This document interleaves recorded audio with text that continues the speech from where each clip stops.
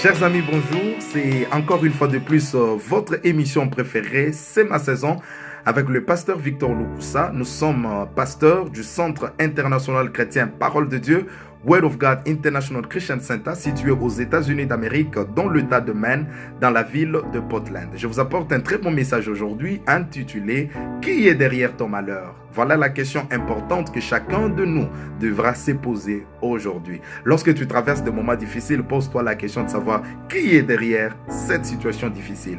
Je vous en donne ici trois sources importantes de nos malheurs. La première source, c'est le diable. Le diable reste une source importante de nos malheurs. Dieu lui-même, en parlant de lui, il dit « Malheur à vous la terre parce qu'il a été précipité vers vous ». La Bible dit encore qu'il vient pour dérober, pour égorger, pour tuer. Lorsque le diable entre dans une famille, il amène la désolation, la mort, le blocage, la sécheresse et qu'en sais-je encore. Mais que faire lorsque nous savons que c'est le diable qui est la cause de nos problèmes? La Bible dit « Résistez au diable et il fuira loin de vous ». Tout ce que vous devez faire dans votre famille, arrêtez de vous plaindre. Levez-vous dans la prière. Levez-vous main dans la main. Priez le Seigneur. Parce que la prière est une arme efficace pour détruire tous les malheurs dont le diable est la cause ou l'origine. La deuxième cause de nos malheurs, c'est l'homme lui-même. Des fois, nous sommes nous-mêmes à la base de ce qui nous arrive. Regardez quelqu'un comme Jonas à qui Dieu dit « Va à Ninive », mais il s'enfuit à Tarsis. Et dans la barque, une tempête s'élève. Regardez que même les gens qui étaient dans la barque ont commencé à prier chacun sa divinité. Écoutez, frères et sœurs, la prière n'est pas un calmant. Aujourd'hui, nous avons des gens qui prient beaucoup, mais qui pêchent aussi beaucoup. Tu ne peux pas résoudre un problème si tu ne connais pas la cause, l'origine, l'étiologie de ces problèmes-là. Tu es marié, maman, mais tu es infidèle à ton mari. Tu sors avec d'autres hommes à côté.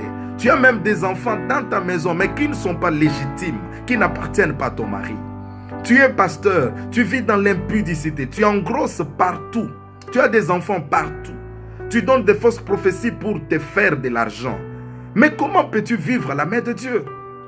Dieu n'est pas un marabout, Dieu n'est pas un féticheur.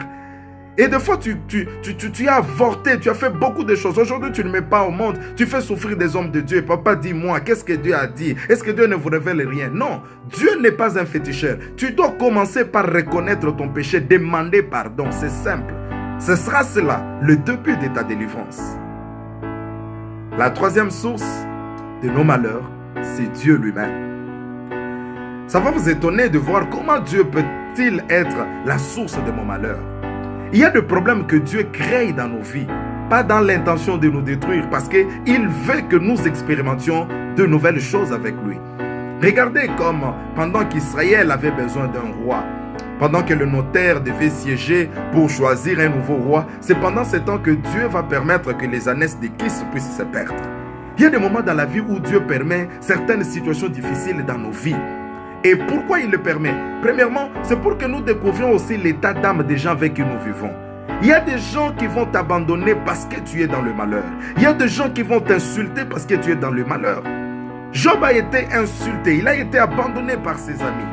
Et même sa propre femme lui dira plus loin, maudit l'Éternel meurt. C'est-à-dire que Dieu peut permettre que certaines choses nous arrivent pour que nous découvrions aussi l'environnement dans lequel nous vivons.